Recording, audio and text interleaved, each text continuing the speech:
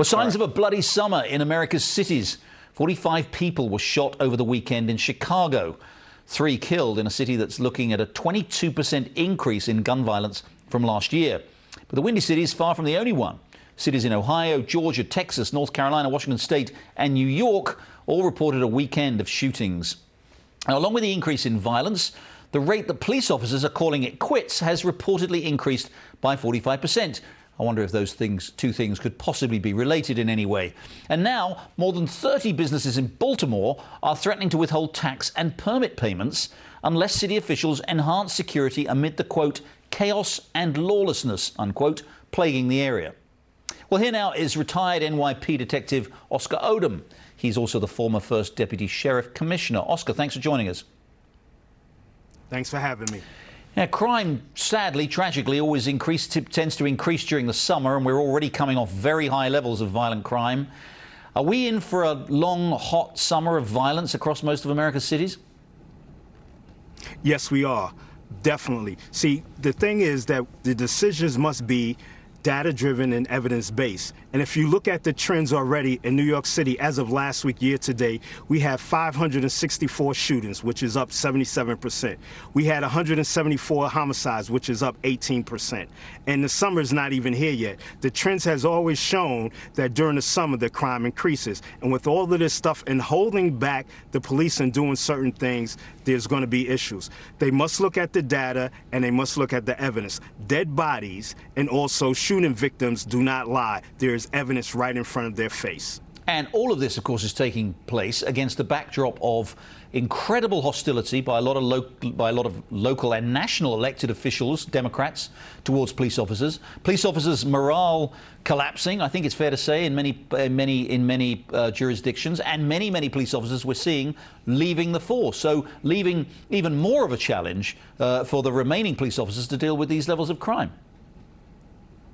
Most definitely, because you're getting rid of a lot of experience. People have 20, 30 years worth of experience fighting crime, and now you're basically kicking them out the door or you're forcing them out the door. There must be some sort of cost-benefit analysis when you look at this. When you look at the cost of losing all of these experienced officers and you say, and you're holding back, and you look at the 564 shootings and you look at the 173 homicides, what is the cost-benefit analysis of that? If you are defunding, where is that money going to make sure that there is a great cost-benefit analysis that by defunding, the crime should be going down also? Police officers' complaints have dropped drastically, but the crime has risen. So therefore, they must look at the balance, regardless of party affiliation, to be able to make crime, to be able to fight crime, so businesses and people can function in society. And as long as you do this and you have all this experience going out of the doors, there's an issue. I say to them, give up their public safety, give up their personal security, and let them walk down the street. And if you're not paying attention and you're in this office,